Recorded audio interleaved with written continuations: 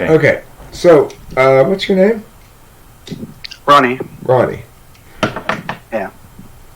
Hello. Good morning, and welcome to this, the first session of our Sunday morning. We barely made it late. Saturday morning. Saturday morning. I'm off with that. Okay. We always begin these things by asking you to give me a little bit of background about your own typology knowledge, where you came to discover it, and how long you've been into it, stuff like that.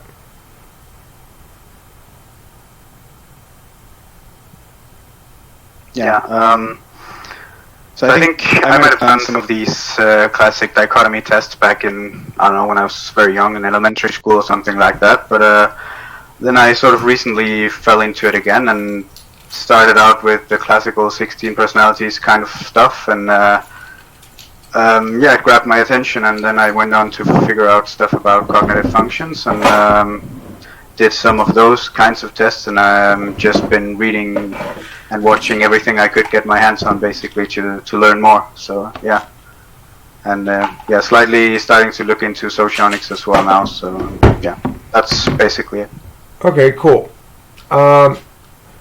When you are invited to let's say you're sitting at home one Saturday evening, you don't really have anything planned. I run up, I bang on the door. Ronnie, there's this kicking party downtown. Come on, let's go. Get your shoes on, let's go. Let's roll, dog. What do you say?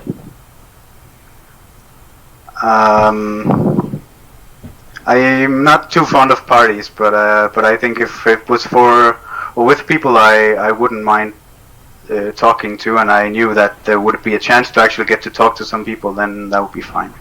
It was just sort of. Ronnie, I don't have time to tell you what this party's going to be like. I just want you to just get in the car and go with me. I'll tell you on the way.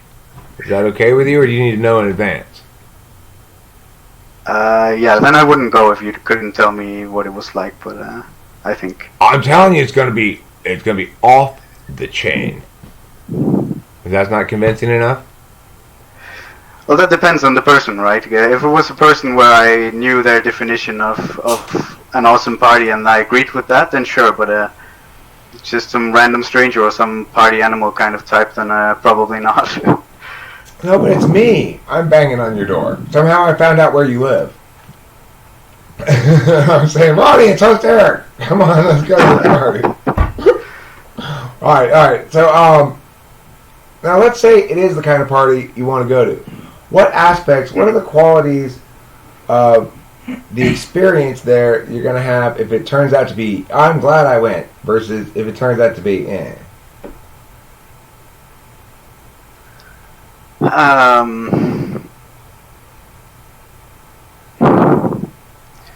I think if I would have the chance to actually talk to some interesting people about sort of deeper topics than just random small talk about people's lives, then for a party that would probably be a success, I think.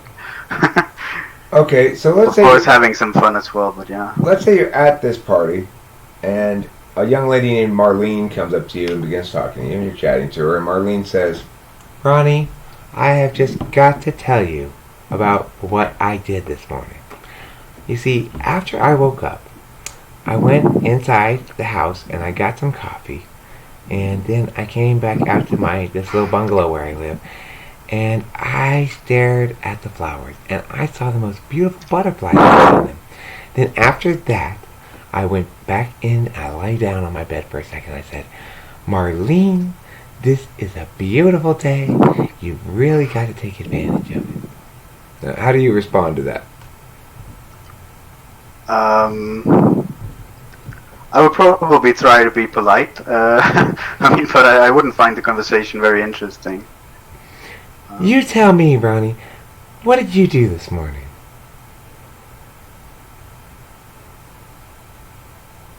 I guess I got out of bed, turned on my computer, played a few games, and then went on with my day. I see. Okay. So you gave less detail in your morning's activities than Marlene did.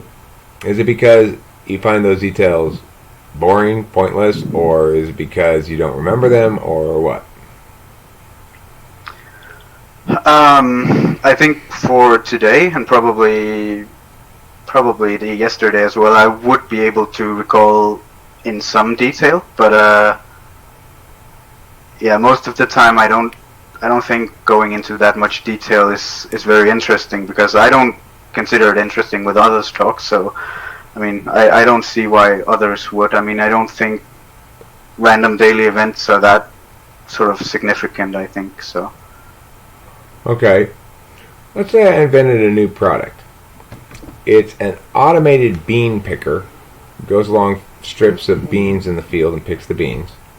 And connected to it is also a balloon inflator, so that you can pick your beans while preparing for a party by inflating balloons. Now, I can't think of a name for this new product of mine, except for bean picker with a balloon inflator attached to it. And marketing tells me that's not a good enough name. Can you help me come up with 4 or 5 snappy names for my new product?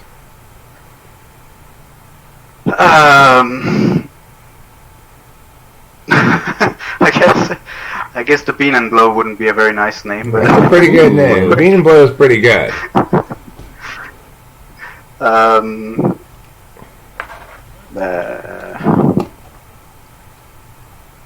know.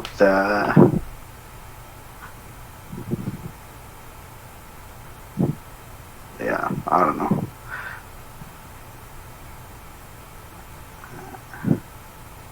Yeah, I don't know. I mean, the pick and something. I'm trying to think of something clever with balloons, but I can't really. Okay, well, let me ask you this question. How many different reasons can you think of for a person to want to visit Afghanistan? I mean, they might like the culture. They could be learning their language. They could be just wanting to go somewhere else for a change of scenery. They might have a friend there. Okay. Yeah, I don't know. How many different reasons can you think of for Belgium to invade Norway?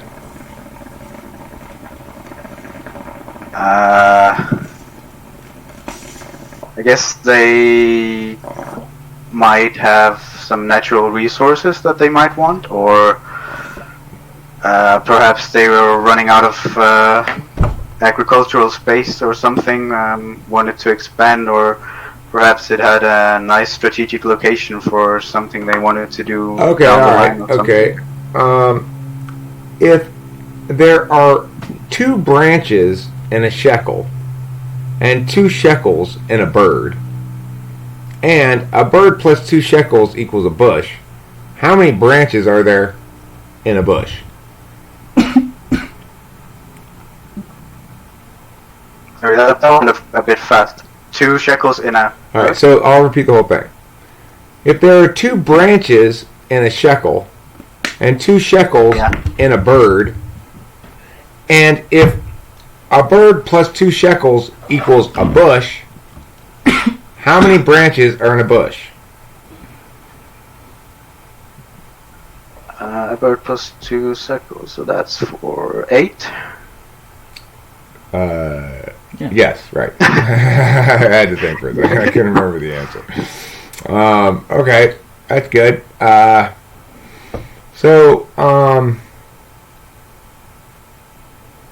You got some questions? What kind of video games do you play?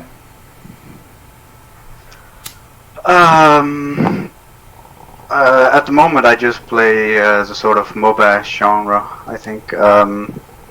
But usually, I mostly play RTS games. Sometimes some RPGs as well. Yeah. What do you like about RTS games? Mostly. Party games with people. Do you? Why do you like RTSs? I don't know. I mean, yeah. I mean, I really like coming up with new strategies, trying to see what works and what doesn't, and I sort of like the interplay of some people or some things countering other stuff. Is trying to figure out those mechanics, kind of. So do you like? Is there anything else you do for fun? Do you like programming or? or Yeah, I'm a software developer for work, so I do tinker around with like machine learning and stuff like that in my free time. So yeah. are you are you Do you dance? No, I don't dance. I never have. Sorry. I don't know if I would be any good at it. I've never tried, so do you probably not. do you find it easy to understand systems that don't involve software, like an air conditioner, maybe? I don't know.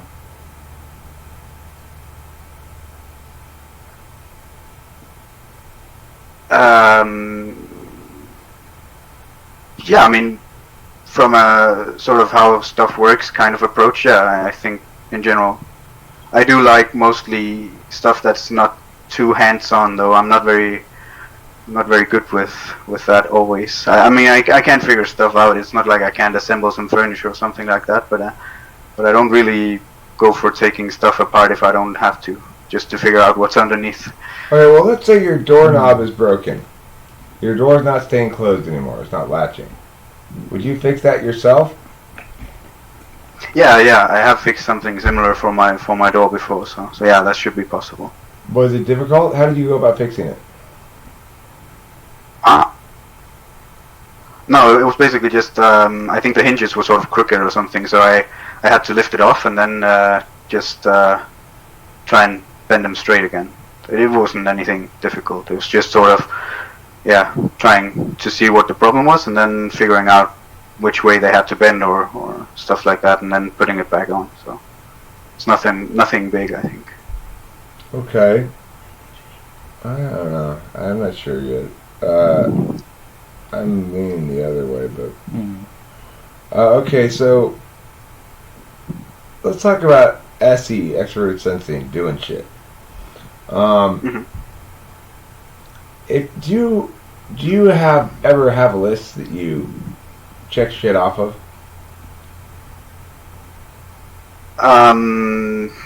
Yeah, I do, but most of the time I prefer to just sort of keep it in my head.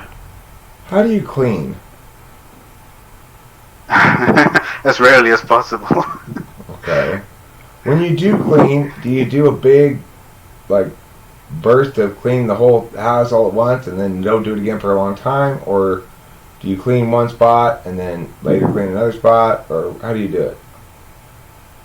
No, I think I prefer taking it all in one go. Right. Yeah, might as well get it over with. Okay. Do you think that you're a good dresser?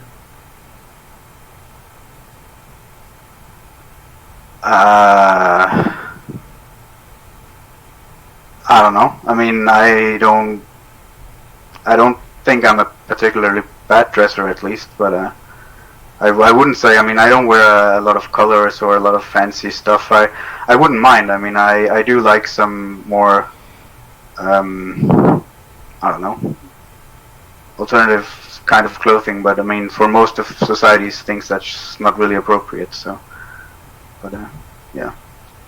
Do you slay the puss? Do I what? Slay the puss?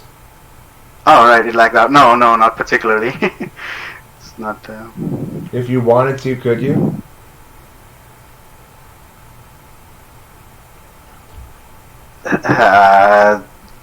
I don't know. I haven't really attempted that too much, so I'm not too sure. I'd be very smooth talking to do that, but I mean, even people who aren't can manage, I guess. So Okay. possibly. Are you usually really awkward around people? If it's people I don't know, I think, then yeah, because I don't really know what they kind of expect, so I don't know how I can, how it's okay to be acting, so, but I mean, if it's around people I know, and it's around people where I know anything goes, basically, then I can crack jokes and be funny, and yeah, try and be sort of an entertaining kind of person, but around people I don't know, I usually keep to myself a little bit. Alright, so let's say tomorrow life super ultra pays off for you. In other words, you're experiencing such a time where you are extremely happy and satisfied with what's going on right now. What would be going on right then? Huh? What was going on to make me really happy? Right, yeah.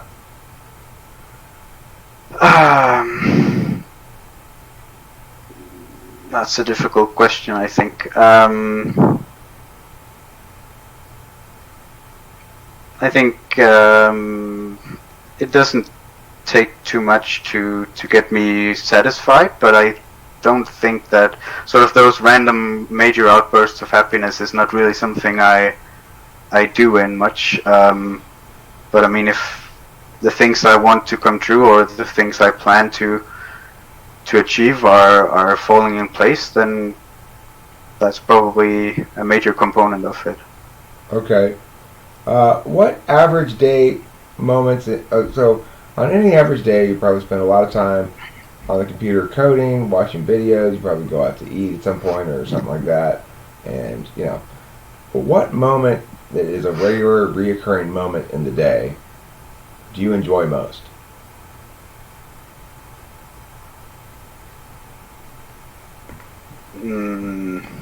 I mean, if we're talking the entire day or just as a work thing?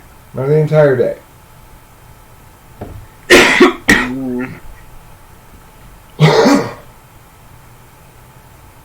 I think on just regular plain days where I do work and stuff, then I really like whenever I can get to work with some complex problems. I mean, learning new stuff, trying to really challenge myself to do stuff, and then of course hopefully overcome them, and that really gives me a lot of satisfaction. But I mean, otherwise on more special days, then going out and experiencing new and exciting stuff with people I like is a good thing. Okay. That doesn't happen every day, of course. So Spacey and I both agree that you're an INTJ. Yeah. okay. Is that what you thought you were? It's what I've consistently tested on every test I've ever tried, and it's also what I mean. Everything I've learned about functions and stuff does line up with that. So yeah, that's Okay. what I had in mind at least. Sounds Okay. good. And interestingly, I for a brief while thought maybe you were an INFJ, and the main reason for that, Okay. I think, is because of the fact that you're not a native speaker of English. And this is something I've noticed I have a problem with, because my approach to typing people is so auditory. I pick up so many cues from tone, what they say, what word choice they use, how they approach things, all that kind of shit, that if you get somebody with it who's not a native speaker, a lot of times I lose my FE read. Really? Yeah. I noticed. How would that make it more FE though? I don't. Because the way that people talk in English, a native speaker of English who's an INTJ has a certain cadence to their speech that I can recognize. Oh right, yeah, And yeah. so when I'm talking to an INTJ in English, who's a native speaker of English, then I can peg him as INTJ in like 5 seconds usually. It takes me like no time at all. Really? Yeah. I don't usually say it right away, but that's usually my first guess with somebody who actually is an INTJ is, okay, this guy sounds like an INTJ. I mean, I would say I could pick up on both visual and auditory cues of him not being FE tool, namely. I did pick up some visual cues. Yeah. I did too, but Namely, he has a pretty monotonous tone to him, and it's not. There doesn't seem to be a whole lot of inflection there. well, see, I can't tell because of Okay. the accent or something. Interesting. Regardless, that's just something I've noted before as well with people who are not native speakers, is I lose a lot of my FE data. Interesting. So, okay, now that you've heard Yeah, that, a friend of mine. Sorry. I was just going to say, now that you've heard that, I'd love to have you sort of direct the conversation to make sure it's useful to you and what you're looking to get out of it. Yeah. Yeah, I'm not sure what I'd like to know actually. I mean, I wanted to sort of get the confirmation because I mean, despite everything pointing towards INTJ, I think.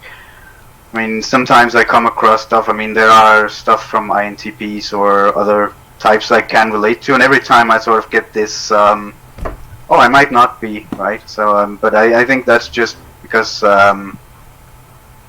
yeah, yeah, I mean, whenever I go to then check, I mean, differences or something like that, then I'm back to thinking I'm an INTJ. But I just think it's difficult to sort of get a fact-based answer, I guess, for what type you are, right? Well, let me go over the value matrix a little bit, because that kind of explains why you probably found this, or will find this, a more satisfying confirmation than perhaps other approaches have confirming it. Because I'm going to start on the backside of the stack. For INTJ, their fifth slot function is extroverted intuition, and the fifth slot function is how we validate the external world, basically. In other words, if something's not creative and interesting to you, at least a little bit, then it doesn't pass your worth paying attention to test. And if somebody is very banal, like when I was demonstrating the boring conversation from Marlene, you don't respect Marlene at all. You don't really respect Marlene. And that's because it's a fifth slot function. And if Marlene were being disregarding the truth as I understood it, I would respect her. Because my fifth slot function is your dominant. Yeah, okay. So then, because I'm an extroverted intuitor, you probably think this thing validates on my NI well enough as an INTJ. In other words, it resonates with the truth. But more importantly, I can get the sense that this guy has considered all the other possibilities and dismissed them. He's validated it on an extroverted intuition level, and that validates for me because it's my fifth slot function. Yeah. And then as far as the other values, that's an absolute value. The other absolute value for you is FI.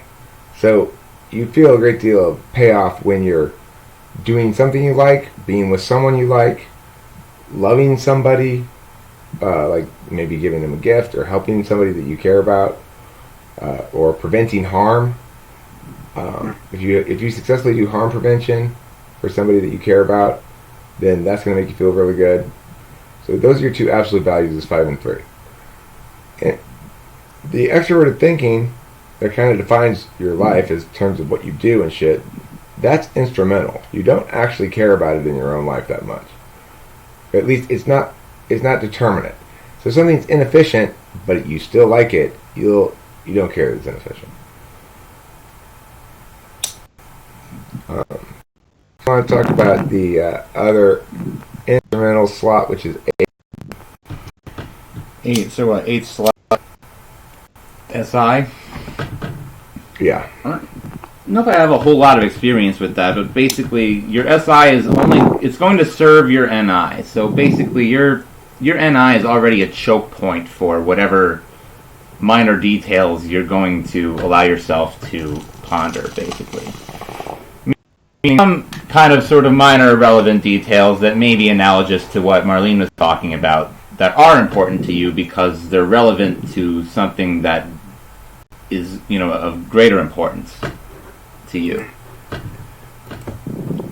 So you will be able to clearly recall something that happened, like 20 years ago because it is highly related to an NI truth that you learned. Basically, I'm sorry, go ahead. Yeah, that's funny because I have a terrible memory, honestly, especially for details, names, people, stuff like that, right? But I mean, if I start talking to people about, I don't know, lately it's been psychology stuff, of course, but I mean, I can, for some reason, I can easily link between, like, if I'm explaining some concept or something, then suddenly a thought of something that happened quite a while back will pop into my head, and I'll be like, oh, that's like this other time. And I can sort of link them that way, but I mean, if you ask me just straight away, I wouldn't be able to recall it at all. Right. Well, and see, that's an aspect of SI that I often forget to highlight, which is the ability to give specific examples. So if you ask ENFJ for specific examples of things, or ENTJ for specific examples of things, they struggle. They understand the takeaway, the universal, but they have trouble sometimes communicating it in ways that resonate with people because they've got to learn to provide specific examples that are experiential that other people can resonate with, you know? INTJ and INFJ have the capacity to provide those kind of specific examples, which makes them,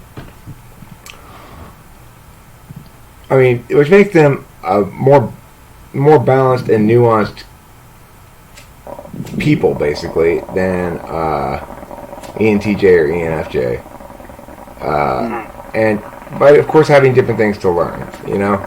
So the INTJ, I've said many times before, goes about life looking through the world, looking around the world, noticing that everybody's doing everything wrong, and then silently seething about it, and never revealing their anger to the world about it. And every real INTJ I've told that to, it always is the first time I see them smile. Right. Exactly. I've seen some of the other INTJ videos, typing sessions, and also your what was it, exciting tables and words, I think. But every time I see that sentence, I really, it's very true for me as well. It's also very frustrating for me, I think, because you feel like, I mean, obviously we don't have the power to change any of these things, so it's very, very difficult. The exact same response that you just had. Oh, sorry, we got some audio problems.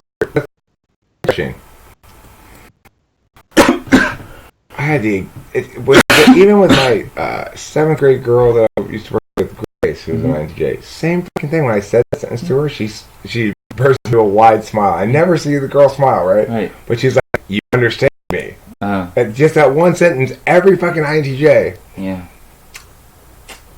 I mean, I understand. I can.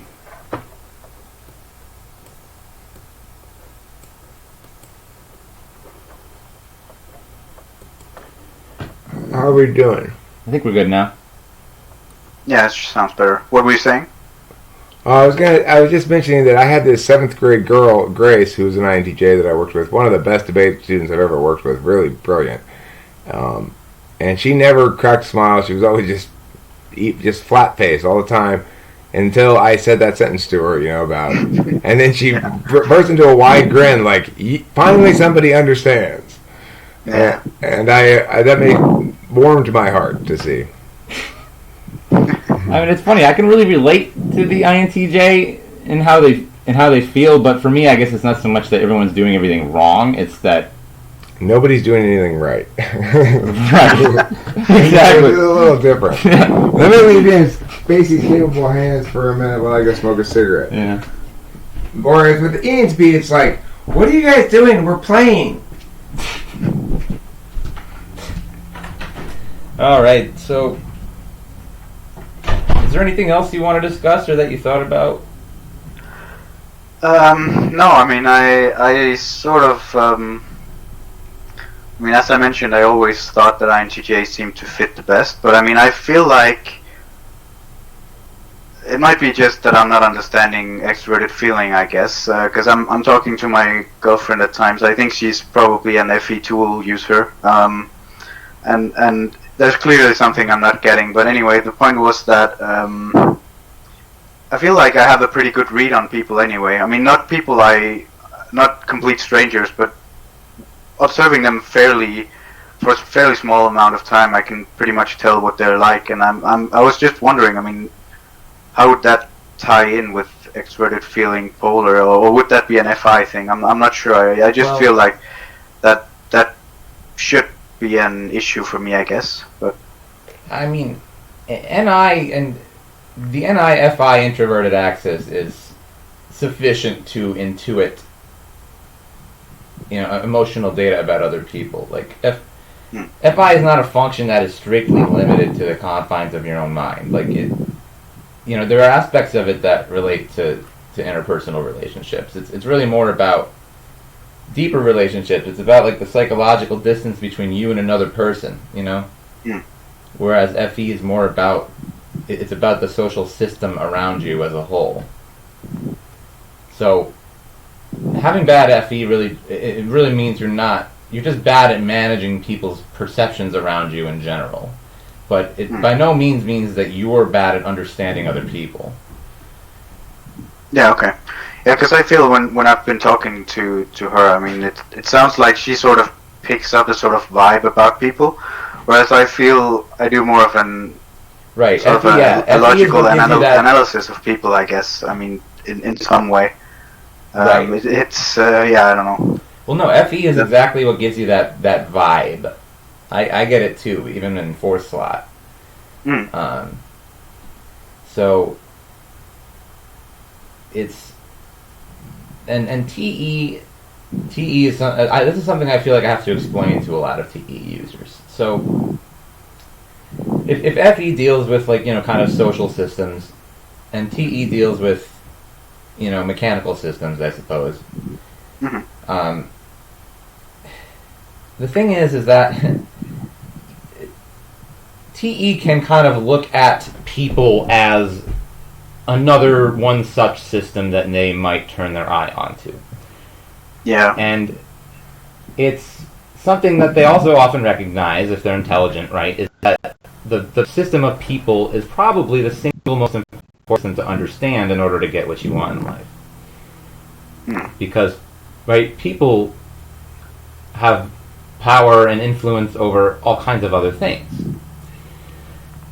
And so you learn how to develop a system of dealing with people that another INTJ I talked to named Cade, who hangs out in the raw room sometimes, he described it as looking at it as game theory, basically, where everybody is just sort of an independent, rational actor who can be expected to interact in certain, ways.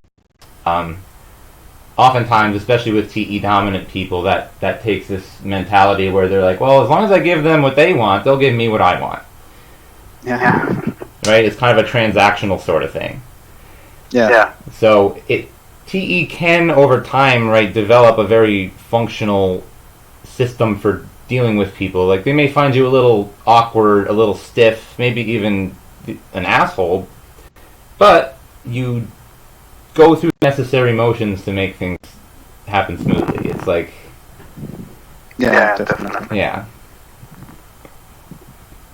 But I'm sure people will find you both very kind-hearted and understanding.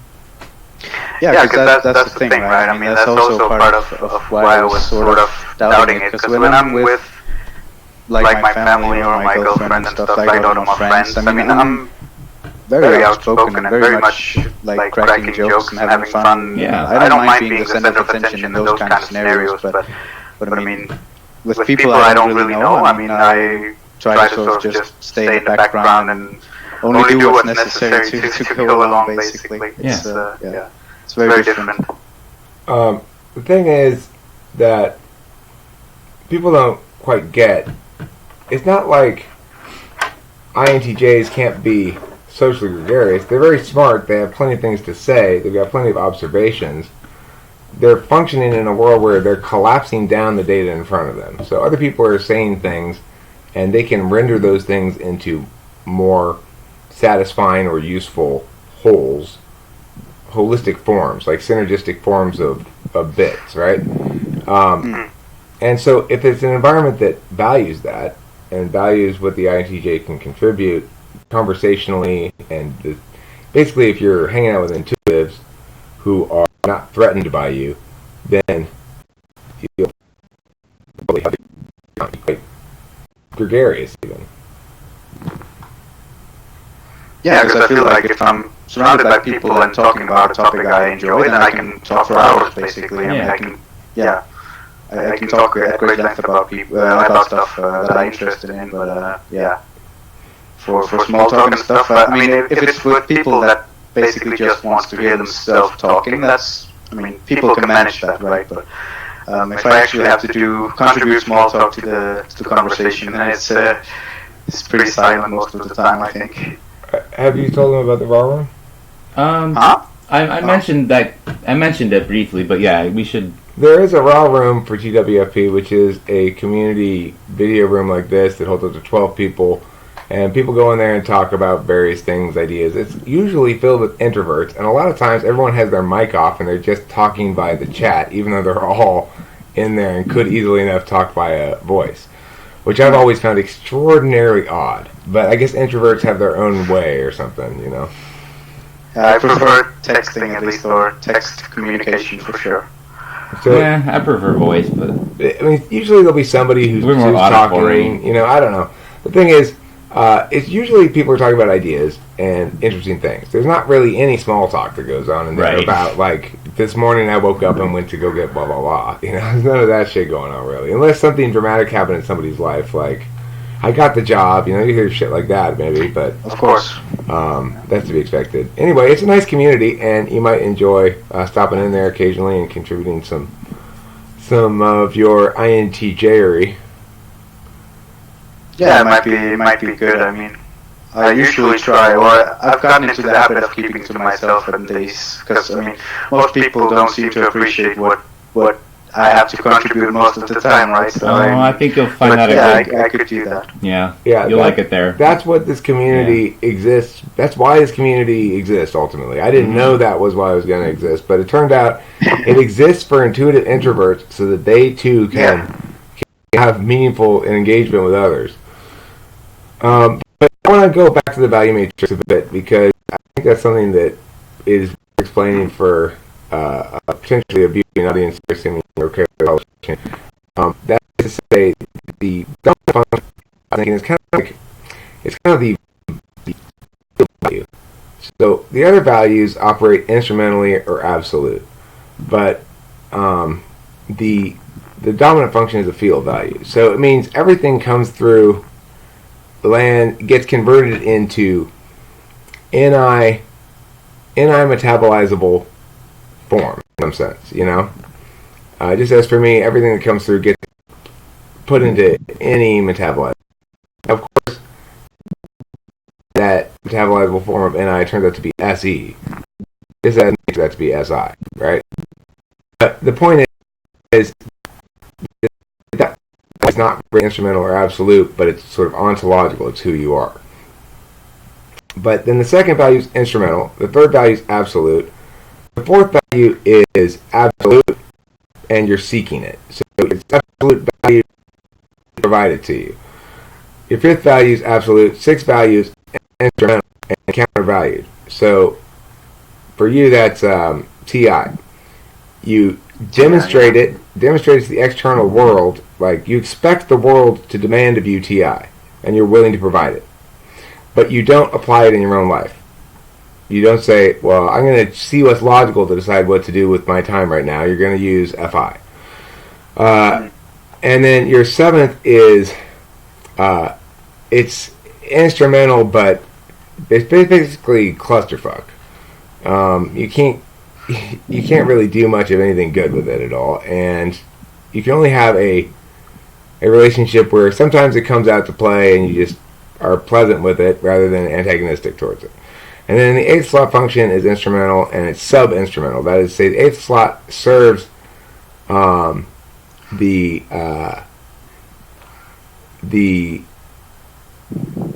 use of the first slot. The eighth slot makes it so that you can use your dominant function to enable you.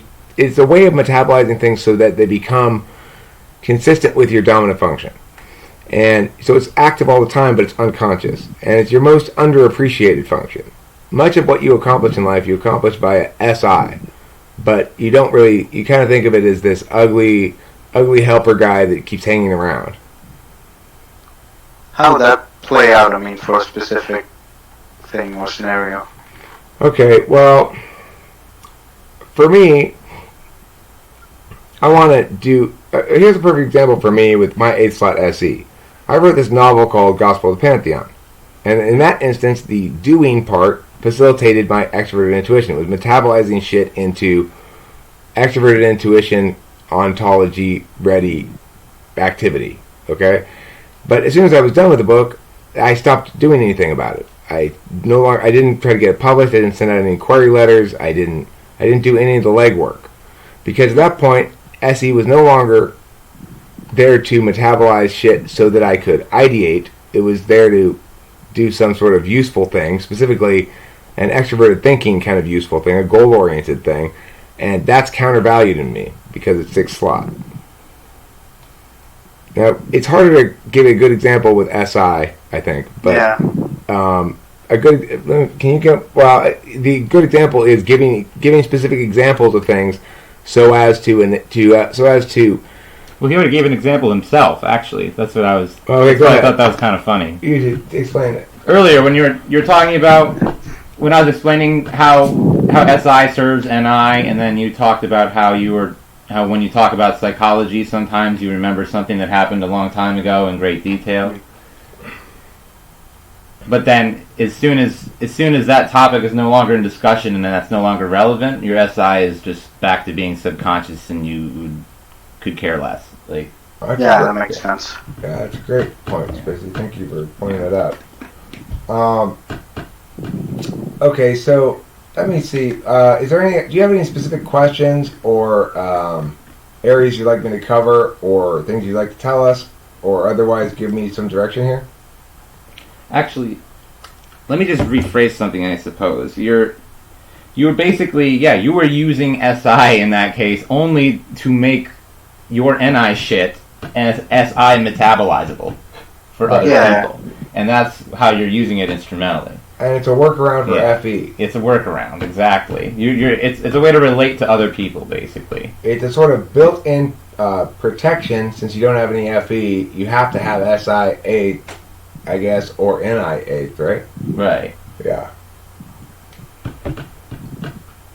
That's interesting. I think it's sort of funny because I feel like I understand FE on a sort of theoretical level, but when I hear people who actually use it describe it, I simply can't relate. I mean, it's very difficult to imagine what that must be like. You probably think it's an incredible waste of time. Yeah, I can see how managing perceptions might be useful to achieve some kind of goal, but and I think I would be able to do that, but I guess that might be something else. The thing is, it's hard for you to conceive of being like me where it gives you a great deal of satisfaction to successfully manage perceptions. Like that's juicy for me. You're like, at best I can conceive of it as instrumental. Right. Yeah, I often think I try to sort of go the other way, actually. If I sort of have a conversation with people and they try to... I guess if they try to FE me, actually, if they try to sort of get me to appreciate something they've done, or if they try to get my recognition for something, I sort of steer away from that, I think, or I sort of try and ignore it, or perhaps even go in the other direction and try not to acknowledge it, because I know what they're trying to do, right? So, but it just bugs me if it's not something that I consider, I guess, praiseworthy is sort of the thing. But Ronnie, we're doing a good job, aren't we? Aren't we, Ronnie? Tell me I'm a good boy, Ronnie.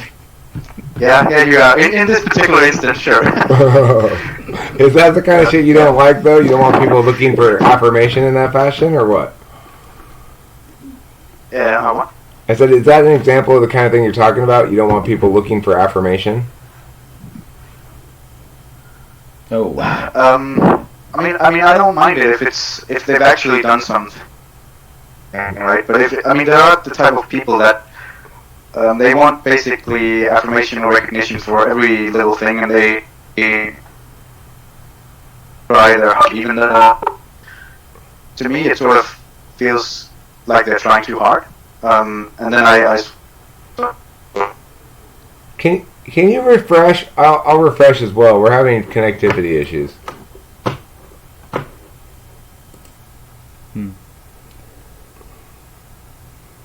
Let's see if it's best for him.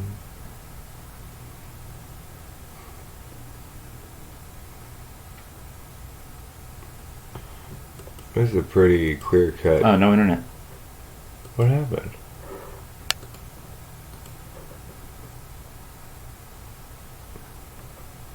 I guess the internet decided to dance with all the colors of the wind again. And that happens. The colors of the wind. Yeah. A flighty internet. One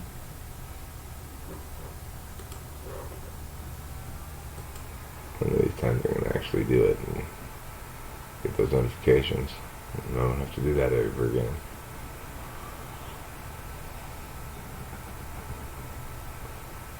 Oh no. Can you see what I see? Can you hear what I hear? Can you hump what I hum? A child. A child. A stupid little child. Don't learn the Jesus song. Come on. No, that's hard. Okay, that's bad. You're right. That's terrible. You should never make Jesus raping jokes on a Saturday.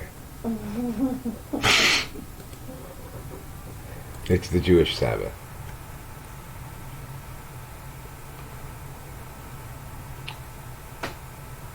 Microphone checking. Checking on the microphone. Checking. Microphone checking. Check my microphone.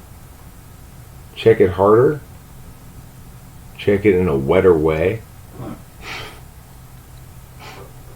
Well, the end of the video. Thanks for watching.